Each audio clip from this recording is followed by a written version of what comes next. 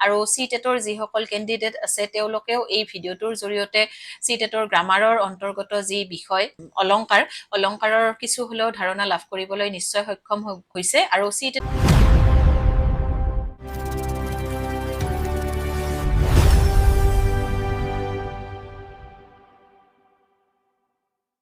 নমস্কাৰ বন্ধু বান্ধৱীসকল জ্ঞান বিকাশ ইউটিউব চেনেলৰ নতুন এটি ভিডিঅ'লৈ আপোনালোক সকলোকে স্বাগতম জনাইছো আমি যিহেতু এই ভিডিঅ'বোৰৰ জৰিয়তে আগন্তুক নেট বা স্লেট পৰীক্ষাৰ অসমীয়া বিষয়ৰ কাকতখনৰ লগতে আমি ফাৰ্ষ্ট পেপাৰৰো কিছু ভিডিঅ' আপোনালোকৰ মাজলৈ লৈ অনাৰ চেষ্টা অব্যাহত ৰাখিছো আৰু আজি আপোনালোকক জনাবলৈ পাই সুখী হৈছো যে আমাৰ নেট বা স্লেট এক্সামৰ লগতে আগন্তুক যি সিটেট এক্সাম আহি আছে তাত আমাৰ অসমীয়া বিষয়ৰ কিছু কথা আমাক পৰীক্ষাটোৰ বাবে প্ৰয়োজনীয় আৰু ভাবিছো আপোনালোকৰ সহায় হোৱাকৈ মোৰ তাত যিখিনি তথ্য আছে সেইখিনি দিবলৈ মই চেষ্টা অব্যাহত ৰাখিম আৰু আপোনালোকে ভিডিঅ'বিলাকত সঁহাৰি জনালে ময়ো উৎসাহ পাম আৰু আগন্তুক ভিডিঅ' প্ৰস্তুত কৰাৰ বাবে আৰু নিজকে ভালদৰে সাজু কৰি তুলিব পাৰিম আৰু সিলেবাস অনুসৰি আমাৰ গ্ৰামাৰৰ কিছু কথা আমাৰ সিটেট এক্সামত লাগে আৰু সেই কথাখিনি আমাৰ নেট বা স্লেট পৰীক্ষাৰ কাৰণেও লাগে আৰু যিহেতু বিষয়বিলাক গ্ৰামাৰৰ ক্ষেত্ৰত একেই হয় সেয়ে ভাবিছো এই ভিডিঅ'ৰ জৰিয়তে নেট বা স্লেটৰ যিসকল কেণ্ডিডেট আছে তেওঁলোকৰো সুবিধা হ'ব আৰু লগতে আমাৰ আগন্তুক সিটেটৰ যি কেণ্ডিডেট আছে তেওঁলোকেও অসমীয়া বিষয়ৰ গ্ৰামাৰৰ যিখিনি তথ্য সেইখিনিৰ কিছু হলেও ধাৰণা লাভ কৰিবলৈ সক্ষম হ'ব তেনেহলে পলম নকৰাকৈ আহকচোন এতিয়া আমি ভিডিঅ'টোৰ মাজলৈ আগবাঢ়ো আৰু ভিডিঅ'টো আৰম্ভ কৰাৰ আগতে এটা কথা কওঁ যদি ভিডিঅ'বিলাক ভাল পায় তেনেহলে লাইক কৰিব শ্বেয়াৰ কৰিব আৰু চেনেলটো সাবস্ক্ৰাইব কৰি দিবলৈ কিন্তু নাপাহৰিব তেনেহলে এতিয়া আৰু বেছি কথা নাপাতি আমি আহকচোন আজি অসমীয়া বিষয়ৰ গ্ৰামাৰৰ কোনটো বিষয় লৈনো এই ভিডিঅ'টো প্ৰস্তুত কৰা হৈছে সেই দিশত আমি চকু ফুৰাও আমাক যিহেতু অসমীয়া বিষয়ৰ গ্ৰামাৰৰ এক অতি গুৰুত্বপূৰ্ণ বিষয় হৈছে অলংকাৰ এতিয়া অলংকাৰনো কি সেইখিনি কথা জানিলেহে আমি পৰীক্ষাত অহা অলংকাৰৰ প্ৰতিটো প্ৰশ্ন উত্তৰ কৰাত আমাৰ সহায় হ'ব আৰু মোৰ বিশ্বাস মই যিখিনি আয়ত্ত কৰিব পাৰিছো অলংকাৰৰ ওপৰত সেইখিনি আপোনালোকক সহজ সৰল ভাষাত উদাহৰণৰ সৈতে বুজাবলৈ মই চেষ্টা কৰিম আৰু আপোনালোকেও নিশ্চয় আগন্তুক নেট স্লেট পৰীক্ষাই হওক বা সিটেট পৰীক্ষাই হওক যিকোনো এই তিনিটা পৰীক্ষাৰ ওপৰো যিহেতু কম্পিটিটিভ এক্সাম আমাৰ থাকে আৰু সিলেবাসটোত যদি অলংকাৰৰ বিষয়ে কিবা তথ্য আপোনালোকক লগা থাকে তেনেহলে মই বিশ্বাসী যে আপোনালোকে এই ভিডিঅ'টো চালে নিশ্চয় অলংকাৰৰ ওপৰত অহা প্ৰশ্নবিলাকৰ শুদ্ধ উত্তৰ কৰিবলৈ সক্ষম হ'ব এতিয়া আমি আহো মূল কথালৈ প্ৰথমতেই চাব যে কাব্যৰ অলংকাৰ আমাক যেহেতু অলংকাৰ লাগে কাব্যতনো অলংকাৰৰ প্ৰয়োজনীয়তা কি বা অলংকাৰনো কি এনেতো আমি সকলোৱে অলংকাৰ শব্দটো পাইয়ে আহিছো হেনে আৰু আমাৰ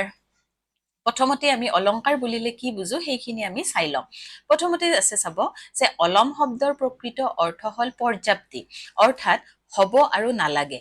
যি ধৰণে কথা কলে কৈ সুখ লাগে হল আৰু নালাগে এই ভাৱ মনলৈ আহে সেই ধৰণৰ কোৱাৰ ভংগিয়েই হল অলংকাৰ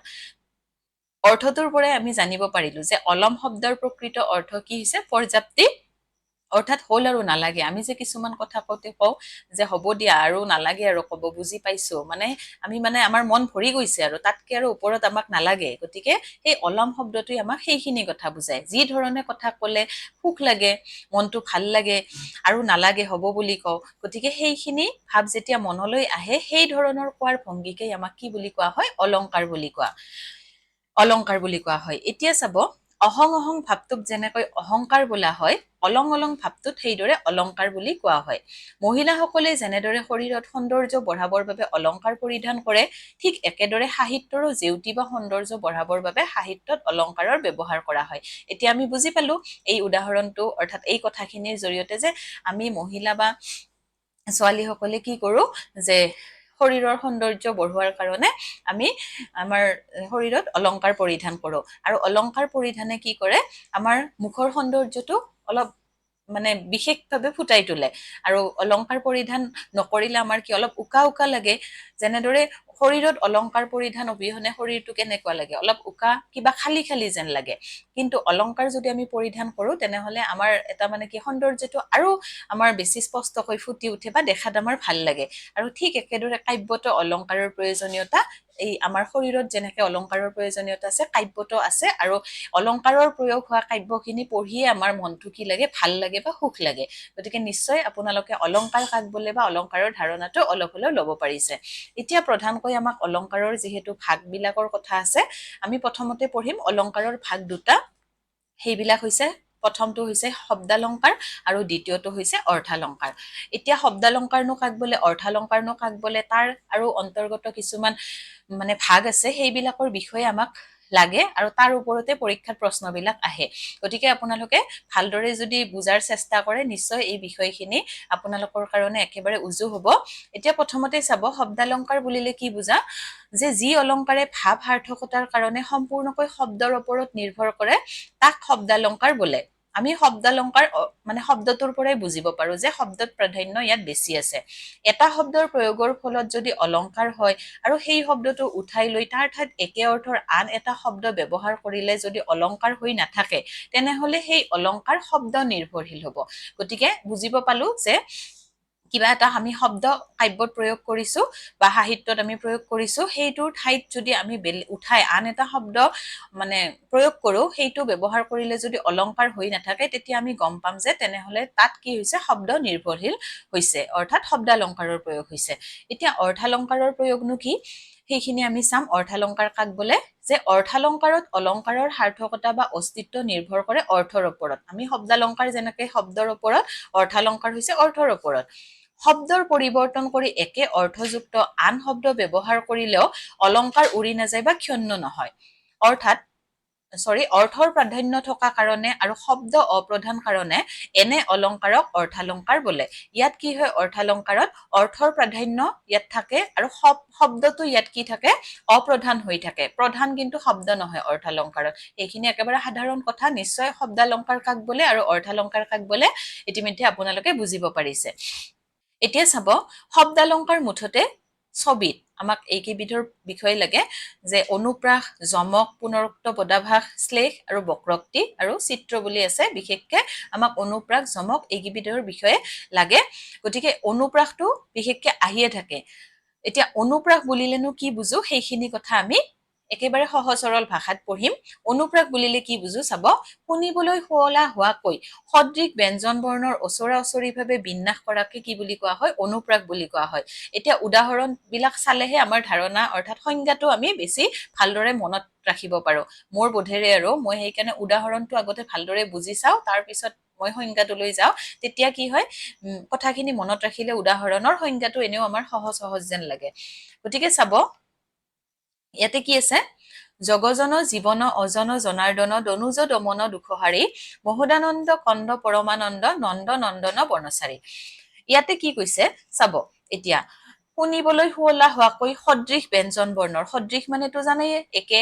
ব্যঞ্জন বৰ্ণ মানে কি কফলাখনৰ কথা কৈছে গতিকে ওচৰা ওচৰিভাৱে বিন্যাস একেলগে মানে ইটোৰ পিছত এইটো থকাকে বিন্যাস কৰাকে কি বুলি কওঁ আমি অনুপ্ৰাস বুলি কওঁ আৰু উদাহৰণটোত চাব এই কথাখিনি আছে নে নাই শুনিবলৈ শুৱলা হৈছে নে নাই যে জগজন জীৱন অজন জনাৰ্দন দনুজ দমন দুখহাৰী মোহনানন্দ কন্দ পৰমানন্দ নন্দ নন্দন বনচাৰী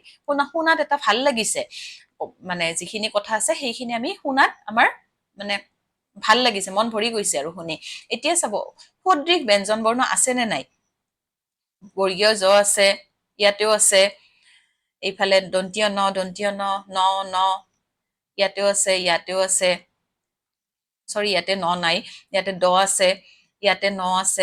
আছে নয়দণ্ড আছে এইটোত নয়দণ্ড এইটোত নয়দণ্ড গতিকে কি আছে ইয়াতে আমাৰ সংজ্ঞাত যি ধুনীয়াকে আছে ইয়াতে একেবাৰে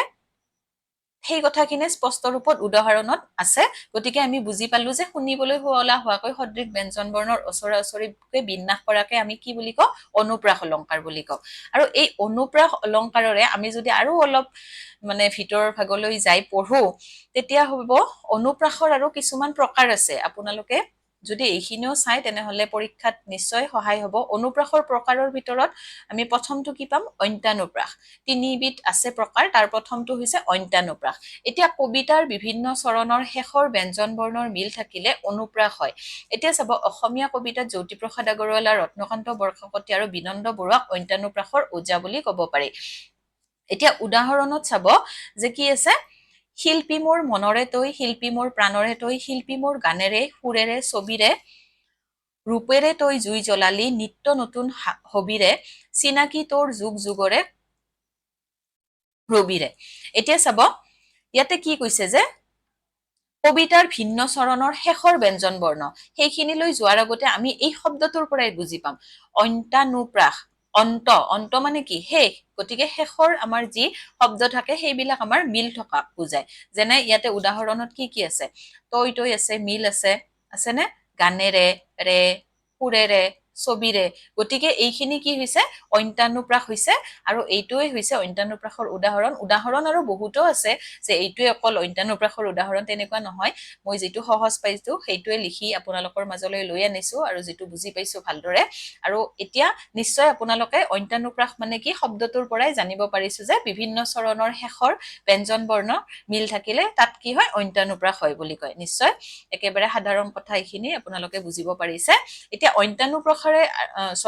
অনুপ্ৰাসৰ আৰু এক প্ৰকাৰ আছে সেই প্ৰকাৰ হৈছে সেকানুপ্ৰাস গতিকে সেকানুপ্ৰাস কি সেইটো আমি চাম যে দুটা বা ততোধিক বৰ্ণ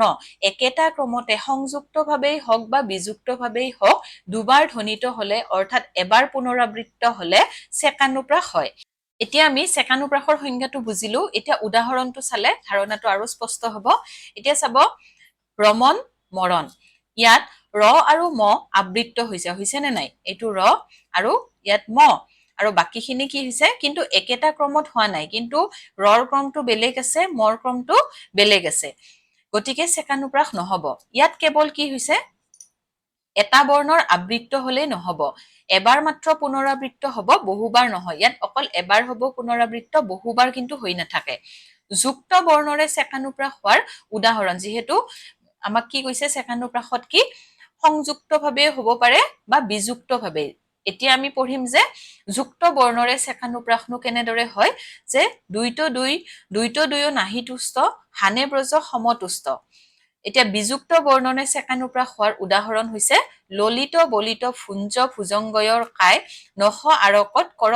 শিখলৈ প্ৰায় এতিয়া কি হ'ব অনুপ্ৰাসত আমাৰ কি অন্তানুপ্ৰাসত আমাৰ অলপ বেলেগ আছিল শেষৰ ধ্বনিটোহে ইয়াত মিল থাকে কিন্তু ইয়াত কি হৈছে যে সংযুক্তভাৱেও হ'ব পাৰে বা বিযুক্তভাৱে হওক দুবাৰ ধ্বনিত হলে অৰ্থাৎ এবাৰ পুনৰাবৃত্ত যদি হয় তেতিয়া কি হয় সেকানুপ্ৰাস হয় বেছিবাৰ কিন্তু ইয়াত হ'ব নোৱাৰে আৰু ইয়াতে যুক্ত বৰ্ণৰো এটা উদাহৰণ দিয়া হৈছে আৰু বিযুক্ত বৰ্ণৰো গতিকে আমি এইখিনি কথা জানিলো এতিয়া ৩ নম্বৰ যিটো পইণ্ট আছে সেইটোৰ কথা আমি চাম ৩ নম্বৰ প্ৰকাৰ যি বৃত্তানুপ্ৰাস এতিয়া চাব এক বা একাধিক বৰ্ণ দুবাৰ বা ততোধিকবাৰ আবৃত্ত হলে তাক বৃত্তানুপ্ৰাস বোলে যেনে সেকানুপ্ৰাসত দুই বৰ্ণ একেদৰে এবাৰ মাথোন আবৃত্ত হয় বৃত্তানুপ্ৰাসত বৰ্ণ এটাও হ'ব পাৰে বা বেছিও হ'ব পাৰে আৰু দুবাৰ বা তাতকৈও বেছিবাৰ আবৃত্ত হয় অৰ্থাৎ ৩ বা তাতকৈ বেছিবাৰ ধ্বনিত হয় এতিয়া আমি সেকানুপ্ৰাসত পাইছিলো যে বেছিবাৰ তাত নহয় এবাৰেই হয় গতিকে ইয়াতে কিন্তু বৃত্তানুপ্ৰাসত কি হ'ব আমি এইটো আঁকি ললে গম পাম যে বৃত্তৰ দৰে কি থাকে ঘূৰি থাকে এইটো এবাৰো হ'ব পাৰে ইয়াত কি কৈছে যে সেকানুপ্ৰাসত দুই বৰ্ণ একেদৰে এবাৰ মাথোন আবৃত্ত হোৱা বুলি কৈছে হয়নে এতিয়া বৃত্তানুপ্ৰাসত বৰ্ণ এটাও হ'ব পাৰে বা বেছিও হ'ব পাৰে আৰু কি কৈছে লগতে দুবাৰ বা তাতকৈও বেছিবাৰ আবৃত্ত হয় দুবাৰো হ'ব পাৰে বা তাতকৈ বেছিবাৰো হ'ব পাৰে নিশ্চয় বুজি পাইছে আমাক এইকেইটা শব্দ আগৰ যি শব্দ থাকে সেইকেইটা ভালদৰে চালে আপোনালোকে বুজিব পাৰিব যে বৃত্তৰ দৰে ঘূৰি আছে গতিকে এবাৰতকে দুবাৰ বা দুবাৰতকৈও কেতিয়াবা বেছিবাৰো হ'ব পাৰে অৰ্থাৎ ৩ বা তাতকৈ বেছিবাৰ হলে তাক আমি কি বুলি কওঁ বৃত্তানুপ্ৰাস এতিয়া উদাহৰণত চাব যে মহদানন্দ কন্দ পৰমানন্দ নন্দ নন্দন বনচাৰী ইয়াতে কি হৈছে দুবাৰতকে অধিকবাৰ হৈছে নে নাই বৰ্ণবিলাক গতিকে এইটো হ'ব বৃত্তানুপ্ৰাসৰ উদাহৰণ আৰু উদাহৰণটো আপোনালোকে অলপ নিজাকেও চাই ল'ব যিহেতু সহজে উদাহৰণ মই যিমানখিনি পাৰো বুজাব চেষ্টা কৰিছো এতিয়া আমাৰ শব্দালংকাৰেৰে আৰু এক প্ৰধান আমাৰ প্ৰকাৰ হৈছে যমক অলংকাৰ বুলি কয় আৰু ইয়াৰ ওপৰতো বহুবাৰ প্ৰশ্ন অহা দেখিবলৈ পোৱা যায় গতিকে যমক অলংকাৰৰ বিষয়ে আমি প্ৰথমতে ইয়াতে চাম যে স্বৰ আৰু ব্যঞ্জন বৰ্ণৰ একেটা সমূহৰ একেটা ক্ৰমতে সাৰ্থকভাৱে মানে ভিন্ন অৰ্থ বিশিষ্ট হৈ বা নিৰৰ্থকভাৱে হলেও মানে অৰ্থ নাথাকিলেও পুনৰাবৃত্তি হলে তাক যমক অলংকাৰ বুলি কোৱা হয় এতিয়া হয়তো মই পঢ়ি থকাতে আপোনালোকে ভালদৰে বুজিব পৰা নাই কিন্তু আপোনালোকে যদি অলংকাৰৰ বিষয়ে নম্বৰটো হেৰাব ইচ্ছা নাই অলংকাৰৰ ওপৰত যি কুৱেশ্যন আহে তেনেহলে পাৰে যদি এইখিনি কথা আপোনালোকৰ বহিত ধুনীয়াকৈ লিখি ল'ব তাৰ পিছত উদাহৰণটো একেলগে লিখি উদাহৰণটোৰ লগত তাৰ পিছত সংজ্ঞাটো পঢ়াৰ চেষ্টা কৰিব তেতিয়া নিশ্চয় ভালদৰে বুজিব পাৰিব এতিয়া উদাহৰণটোত কি আছে আমি চাম মিলিছে মাধৱী মাধৱী পৰশে মকন্দ মঞ্জৰী সংগে এতিয়া এইটো এটা উদাহৰণ আছে আৰু লগতে আছে দ্বিতীয়টো উদাহৰণ হিমগিৰি কন্যা পাৰ্বতীয়ে হিমবৰণ শিৱক প্ৰতিৰূপে বৰণ কৰিলে এতিয়া আমি প্ৰথমতে চাম ইয়াতে কি আছে যে সংজ্ঞাটোত চাম যে স্বৰ আৰু ব্যঞ্জন বৰ্ণৰ একেটা সমূহৰ অকল কিন্তু ইয়াতে অকল ব্যঞ্জন বৰ্ণই নাই স্বৰ আৰু ব্যঞ্জন একেলগে আছে একেটা ক্ৰমতে সাৰ্থকভাৱে মানে ভিন্ন অৰ্থ বিশিষ্ট হৈ আৰু নিৰৰ্থক মানে অৰ্থ নাথাকিলেও পুনৰাবৃত্তি হলে তাক কি বুলি কোৱা হয় যমক অলংকাৰ বুলি কোৱা হয় কেতিয়াবা কি হ'ব পাৰে অৰ্থ নাথাকিবও পাৰে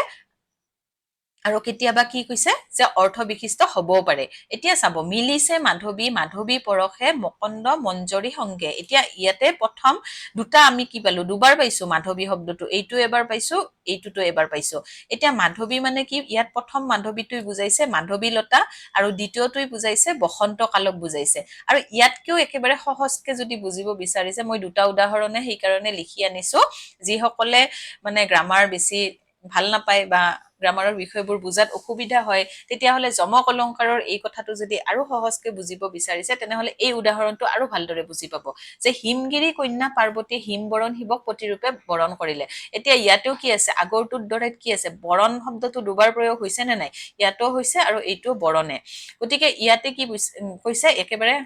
মানে সাধাৰণ কথা এইটো শব্দ আমি প্ৰয়োগ কৰিয়ে থাকো এতিয়া মাধৱী শব্দটো আমি প্ৰয়োগ নকৰিব পাৰো বেছি কিন্তু বৰণ শব্দটোতো আমি প্ৰায় প্ৰয়োগই কৰো সেইকাৰণে মই এই উদাহৰণটোত বেছি গুৰুত্ব দিছো যে বৰণ শব্দটোৰ পৰা আমি কি বুজো যে গাৰ বৰণ বা ৰংটো কেনেকুৱা বা কাপোৰৰ বৰণ যি নহওক আমি কথা সুধতে ৰঙৰ কথা সুধতে আমি কি বৰণৰ কথা আহে লগতে এই বৰণ মানে কি স্বীকাৰ কৰা যে আমি কি কৰিছে হিমবৰণ শিৱক প্ৰতিৰূপে কোনে বৰণ কৰিছে পাৰ্বতীয়ে স্বীকাৰ কৰিছে মানে তেওঁ আজিৰ পৰা মই প্ৰতিৰূপে স্বীকাৰ কৰিলো গতিকে নিশ্চয় বুজি পাইছে যে ইয়াতে এতিয়া বুজি পালে সংজ্ঞাটো কি আছিল যে স্বৰ আৰু ব্যঞ্জন বৰ্ণৰ একেটা সমূহৰ একেটা ক্ৰমতে আছে কিন্তু আছে নে নাই সাৰ্থকভাৱে মানে ভিন্ন অৰ্থ বিশিষ্ট হৈ ভিন্ন অৰ্থ বিশিষ্ট হৈছে নে নাই বা নিৰৰ্থকভাৱে মানে অৰ্থ নাথাকিলেও পুনৰাবৃত্তি হলে কিন্তু আমি যিকেইটা পালো তাত কি অৰ্থ আছে আৰু তাতেই আমি কি বুলি কম যমক অলংকাৰ বুলি কম নিশ্চয় আপোনালোকে বুজিব পাৰিছে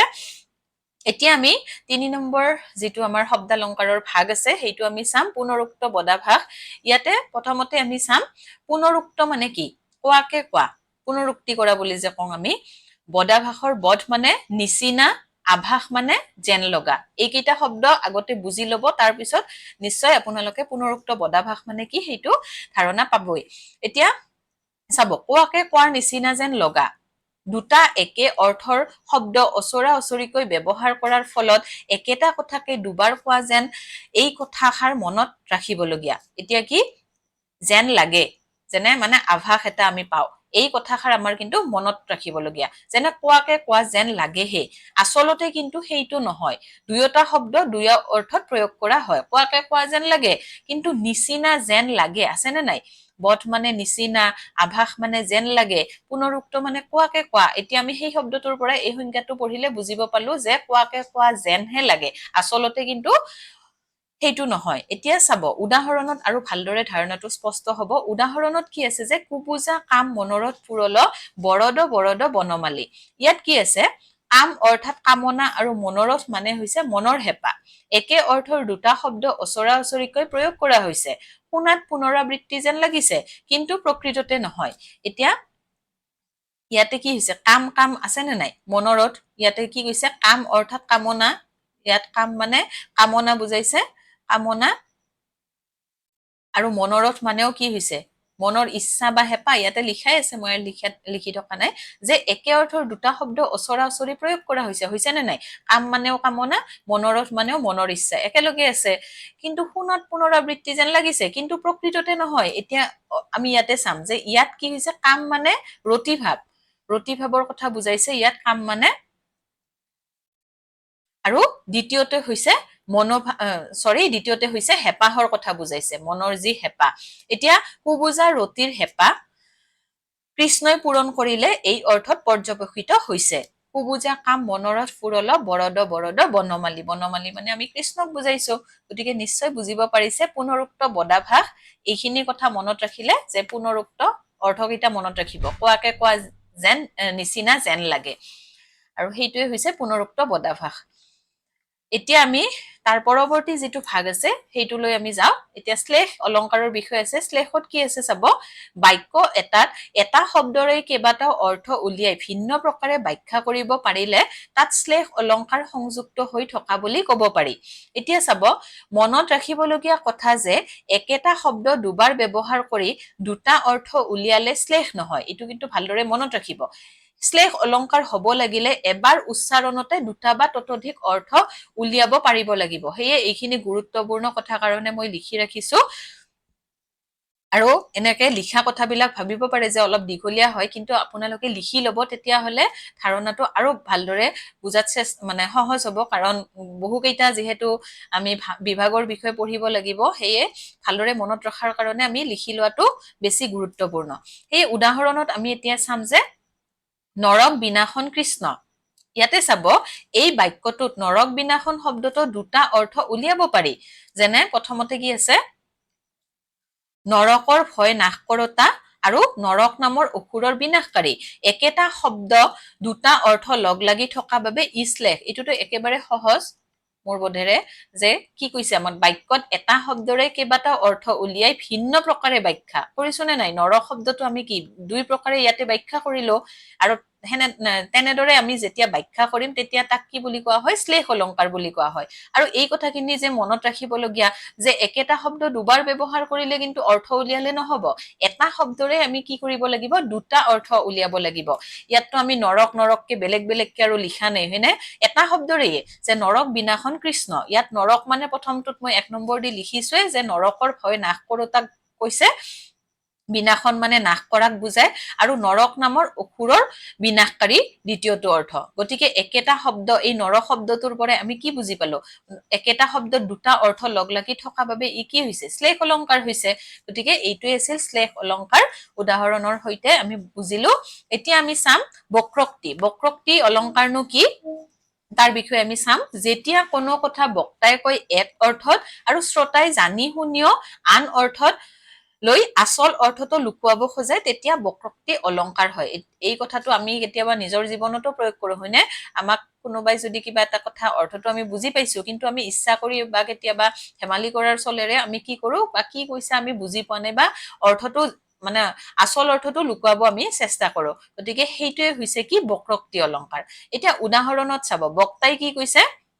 যে মই পূৰণ কৰিবলৈ দিলো তুমি হৰণহে কৰিলা মানে শিক্ষকে কৈছে আৰু এতিয়া শ্ৰোতাই কি কৈছে মই হৰণ কৰা নাই স্যাৰ ভুলতে পেন্সিলডাল জেপত সোমাল এতিয়া কি হ'ব ইয়াতে শিক্ষক বা যোন গৰাকী বক্তা আছিল তেওঁ কৈছিল কি তেওঁ হয়তো অংকৰ কথা কৈছিল যে পূৰণ কৰিবলৈহে দিছো তুমি কি কৰিলা আমি পূৰণত ঠাইত কি কৰিছে হৰণ কৰিলে কিন্তু শ্ৰোতাই কি কৈছে যে মই হৰণ কৰা নাই স্যাৰ ইয়াতে হৰণ শব্দটো কিন্তু তেওঁ প্ৰয়োগ কৰিছে ভুলতহে পেন্সিলডাল জেপত সোমাল এতিয়া চুৰ কৰাটোক আমি কি কৰো যে